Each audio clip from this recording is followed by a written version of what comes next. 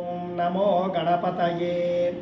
ఇప్పుడు మనం అనకాపల్లికి కేవలం 10 నిమిషాల దూరంలో ఉన్నటువంటి శ్రీ చింతామణి గణపతి దత్తక్షేత్రంలో ఉన్నామండి.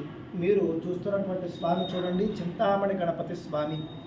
మైసూరు అవధూత దత్తపీఠాధిపతులు పరమపూజ్య శ్రీ గణపతి సచ్చిదానంద స్వామీజీ వారు స్వయంగా ప్రతిష్ఠించినటువంటి ఆలయం.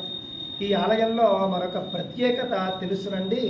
ప్రతి భక్తులు కూడా గర్భాలయం లోపలికి వచ్చి స్వయంగా పూజ చేసుకునేటటువంటి అవకాశాన్ని స్వామీజీ వారు ఇక్కడ కల్పించారు. ఈ ప్రాంతంలో ఇక్కడ మాత్రమే కల్పించారు. సహజంగా మనకి చింతామణి గణపతి అని అంటే ఉజ్జయిని, కాశీల్లో మాత్రమే మనం చూస్తాం, ఉత్తర భారతదేశంలో చూస్తాం. నాకు తెలిసినంతలో మన తెలుగు రాష్ట్రాల్లో ఉన్నటువంటి ప్రముఖ చింతామణి గణపతి క్షేత్రం ఇది. ప్రకృతి ఒడిలో ఉంటుంది, చాలా అద్భుతమైనటువంటి క్షేత్రం.